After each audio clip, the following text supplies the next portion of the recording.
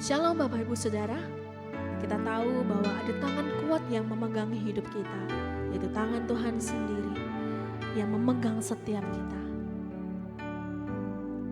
Saat ku sendiri, tiada seorang pun yang memperhatikanku seperti Kau Tuhan.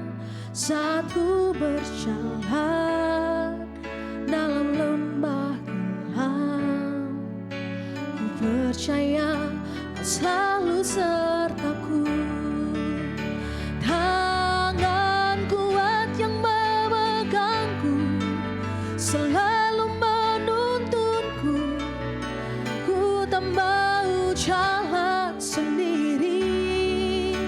Yesus, ku peluk kasih-Mu, ku peluk kuasa-Mu sampai akhir hidupku. Saat ku sendiri, tiada seorang pun yang memperhatikanku seperti Kau Tuhan. Saat ku berjalan dalam lembah gelap, ku percaya Kau selalu sertaku. Tangan kuat yang memegangku selalu menuntunku. Ku tak mau jalan sendiri.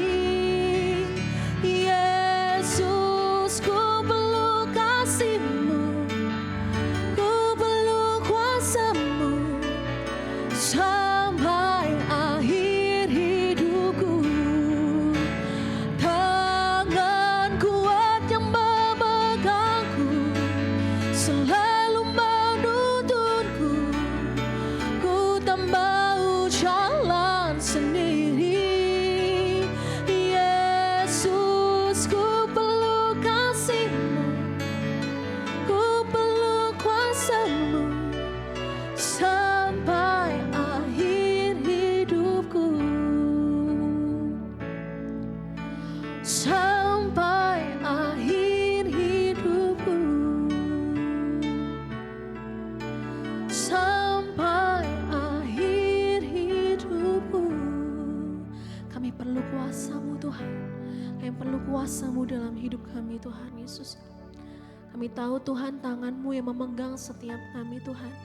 Sebab itu Tuhan kami tidak khawatir, kami tidak takut Tuhan. Karena kami tahu Engkau berserta dengan kami Tuhan Yesus. Bicaralah Tuhan untuk setiap kami. Kami mau belajar kebenaran firman-Mu Tuhan Yesus. Hari dalam nama Mesias Tuhan Yesus, haleluya. Amin. Shalom Bapak Ibu Saudara terkasih dalam Tuhan Yesus Kristus. Saya ucapkan selamat pagi. Kembali berjumpa dengan saya di dalam sesi ibadah doa pagi secara online. Puji nama Tuhan, di bulan April ini kita merayakan kematian Tuhan Yesus dan terlebih adalah kebangkitan Tuhan Yesus. Saya kira percaya bahwa kebangkitan Tuhan Yesus merupakan sebuah karya untuk menyempurnakan keselamatan yang Tuhan kerjakan di atas kayu salib. Kita akan sama-sama membuka kebenaran firman Tuhan di dalam 1 Korintus pasal 15 ayat ke-17. 1 Korintus 15 ayat yang ke-17. Demikian bunyi firman Tuhan. Dan jika Kristus tidak dibangkitkan, maka sia-sialah kepercayaan kamu dan kamu masih hidup dalam dosamu. Nah, Bapak Ibu Saudara terkasih dalam Tuhan Yesus, kalau kita cuma percaya bahwa Yesus itu sudah disalibkan, mati di atas kayu salib, tetapi tidak dibangkitkan, maka percuma iman percaya kita kepada Tuhan Yesus. Karena kebangkitan itu sendiri adalah sesuatu yang menggenapi karya keselamatan yang Tuhan Yesus lakukan di atas kayu salib 2000 tahun yang lampau. Tanpa kebangkitan, Yesus belum mengalami kemenangan. Dia masih jadi orang yang mati. Tetapi justru dengan kebangkitannya ini, Tuhan Yesus menggenapi karya keselamatan di atas kayu salib. Tanpa kebangkitan, maka iman percaya kita kepada Tuhan Yesus itu akan menjadi sia-sia.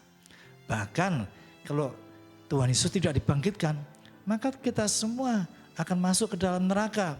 Tidak ada seorang pun yang bisa diselamatkan. Iblis mau mengakui Yesus itu mati di atas kayu salib. Tapi iblis tidak pernah mau mengakui bahwa dia bangkit dari kematian. Kita juga melihat orang-orang Farisi, mereka mau mengakui kematian Tuhan Yesus. Tetapi orang-orang Farisi dan ahli-ahli Taurat, ya, mereka menyembunyikan kebangkitan Tuhan Yesus. Mereka berkata bahwa murid-murid Tuhan Yesuslah yang mencuri mayat Tuhan Yesus. Ya, jadi kita bisa melihat bahwa yang namanya kebangkitan itu merupakan suatu kemenangan. Di situ terletak bahwa kemenangan kita sebagai orang-orang percaya bahwa kita pasti mendapatkan jaminan keselamatan, yaitu hidup kekal di dalam kerajaan surga sampai selama-lamanya. Dan satu hal yang perlu kita ketahui, ya, kita akan buka dalam ayat yang berikutnya di dalam Matius pasal 17 ayat yang ke-9. Matius pasal 17 ayat yang ke-9. Pada waktu mereka turun dari gunung itu, Yesus berpesan kepada mereka, jangan kamu menceritakan penglihatan itu kepada seorang pun sebelum Anak Manusia dibangkitkan dari antara orang mati. Ya, jadi pada waktu itu ketika Tuhan Yesus berjumpa bersama di dalam roh, ya, berjumpa dengan Elia dan Musa, ya, selama beberapa waktu, dan Tuhan Yesus berpesan kepada para muridnya untuk tidak menceritakan kepada orang lain, ya, sebelum Anak Manusia dibangkitkan dari antara orang mati.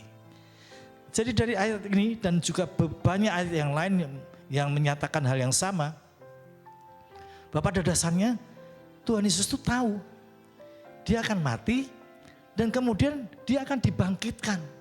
Ya. Justru ini yang letaknya membuktikan bahwa Yesus adalah Tuhan Sang Pencipta langit dan bumi. Kenapa saya katakan demikian? Banyak orang di dunia ini pernah mengalami mati suri. Katakan mati 1 jam, mati 2 jam, mungkin sampai 3 jam. Tetapi akhirnya hidup kembali. Tetapi kan orang ini tidak pernah mengetahui bahwa dia akan mengalami kebangkitan setelah kematian. Ya. Mereka semua tidak ada yang tahu. Ya. Mereka sakit, mereka mengalami kecelakaan, mereka mati, ya, dibawa ke surga, berjumpa dengan Tuhan Yesus. Lalu mungkin 20 menit kemudian, 30 menit, 1 jam atau 2 jam, mereka hidup kembali. Tetapi mereka tidak tahu sebelumnya bahwa mereka akan mengalami kejadian seperti itu. Nah, beda dengan Tuhan Yesus. Tuhan Yesus tahu dia akan mati dan dia tahu dia akan dibangkitkan. Sehingga dia bernubuat atas dirinya sendiri bahwa Anak Manusia akan dibangkitkan dari antara orang mati. Di sini kita bisa melihat bahwa Yesus mengetahui masa depan. Tuhan Yesus mengetahui apa yang akan datang. Lebih tepat lagi, dia menunjukkan bahwa dia mati dan akan bangkit kembali. Ini yang perlu kita garis bawahi.